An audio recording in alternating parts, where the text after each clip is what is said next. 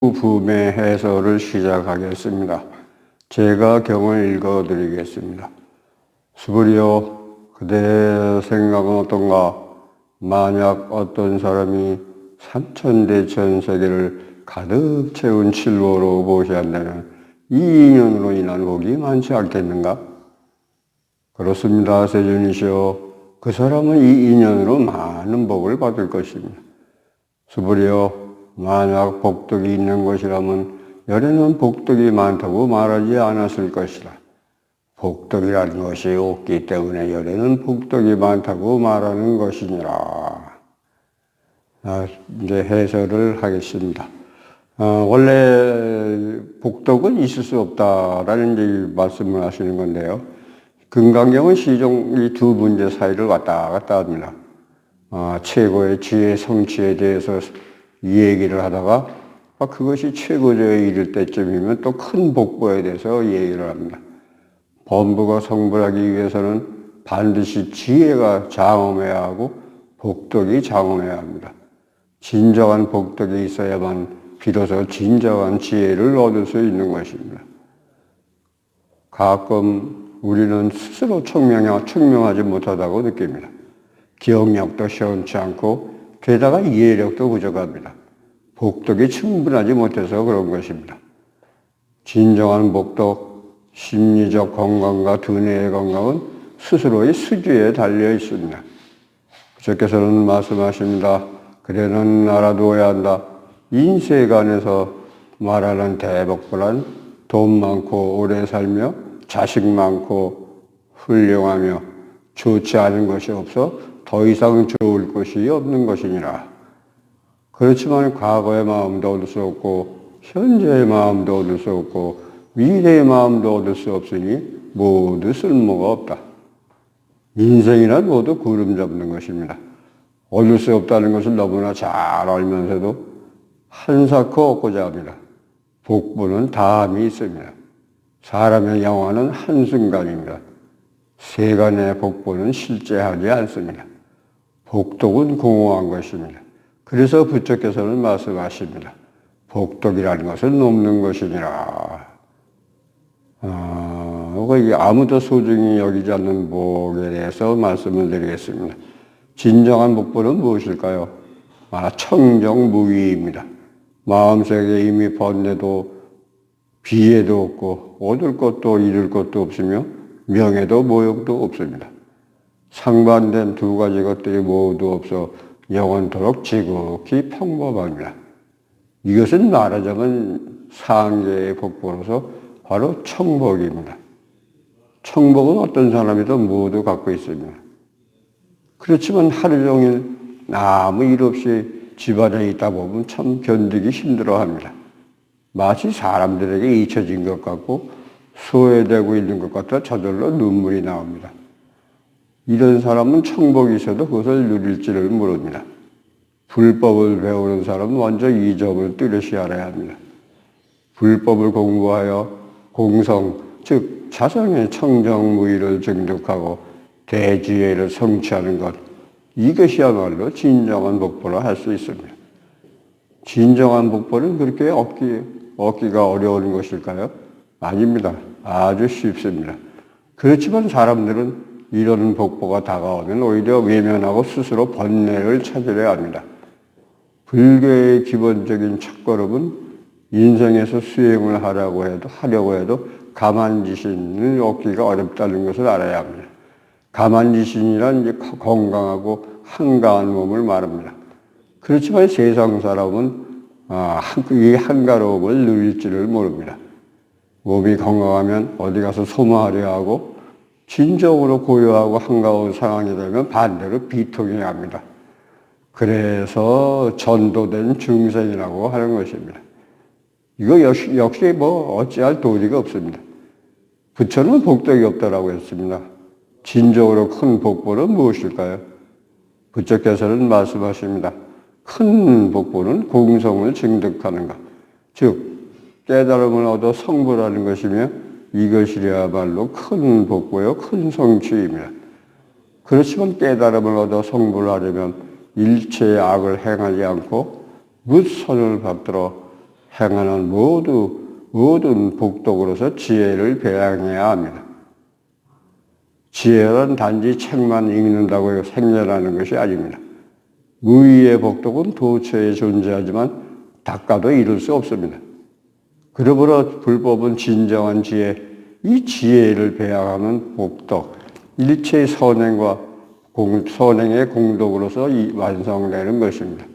진정한 지혜가 있다면 좋은 일을 하고자 합니다. 지혜와 선행은 둘이 아니라 하나입니다.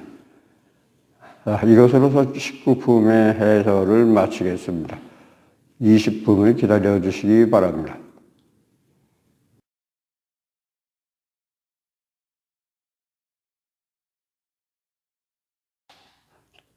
제20품의 해설을 시작하겠습니다. 제가 먼저 경을 읽겠습니다. 수고리여, 그대의 생각은 어떤가? 부처를 신체의 형상을 잘 갖춘 존재로 볼 수 있겠는가? 아닙니다, 세준이시여. 열애를 신체의 형상을 잘 갖춘 존재로 보아서는 안 됩니다. 왜냐하면 여러께서 신체의 형상을 잘 갖췄다는 것은 신체의 형상을 잘 갖춘 것이 아니라 그 이름이 신체의 형상을 잘 갖췄다는 것이기 때문입니다. 수부리여, 그대의 생각은 어떤가? 열애를 모든 모습을 다 갖춘 존재로 볼 수 있겠는가? 아닙니다, 세준이시여. 열애를 모든 모습을 다 갖춘 존재로 보아서는 안 됩니다. 왜냐하면 여러께서 모든 모습을 다 갖췄다고 하신 것은 모두 갖춘 것이 아니라 그 이름이 모든 모습을 다 갖췄다는 것이기 때문입니다. 해설을 해드리겠습니다. 대장부의 모습이라는 이제 얘기가 되겠는데요. 여기 20품에서 말하는 신체는 보신, 즉 육신을 나타냅니다. 부처의 보신은 참으로 아름다웠다고 합니다. 부처는 미남이었습니다. 32가지 모습을 또 80종류의 뛰어난 점이 있었다고 합니다. 이것은 보통 사람에게는 없는 특징입니다. 이것을 일러 신체의 형상을 두루 갖췄다고 합니다. 사람이 성불할 때는 대장부의 모습을 갖춰야 합니다. 불경에 아주 많은 곳에서 대장부의 모습을 찬탄하고 있습니다. 마찬가지로 불경에 아주 많은 곳에서 여성이 성불하려면 반드시 남자의 몸으로 바뀌어 대장부의 모습을 가져야 한다고 말합니다. 그런데 몇 건의 대승경전에서 부처도 제자들에게 한 방 얻어봤습니다. 부처가 제자 중에 하상녀와 승만부인이라는 여인을 만났을 때의 이야기라고 합니다. 이들 두 여성은 모두 결혼해서 아이까지 낳았는데도 즉신 성불했다고 합니다. 이들이 부처의 면전에서 그런 내용의 이야기를 하자 부처는 그렇군 하면서 옳다고 승응합니다. 그들에게는 이 두 여성을 얘기하는 것입니다. 어떤 분별심도 없으니 여성 역시 성불할 수 있으며 남자의 몸으로 전환할 필요가 없다라는 결론을 내립니다. 부처를 과연 신체의 형상을 잘 갖춘 존재를 보아야 할까요? 32가지 모습을 보면 그 모습이 당당한데 이것을 부처로 해야 할까요? 수보리가 말합니다. 아닙니다, 세준이시여. 열애라고 모든 모습을 다 갖추었다고 볼 수는 없습니다. 유형적 관점에서 부처를 보고자 해서는 안 됩니다. 수보리는 이어서 말합니다. 왜냐하면 열애가 신체의 형상을 잘 갖추었다는 것은 신체의 형상을 잘 갖춘 것이 아니라 그것을 일러 신체의 형상을 잘 갖추었다고 한 것입니다. 이것은 진정으로 불법의 가장 오묘한 비밀을 말하고 있는 것입니다.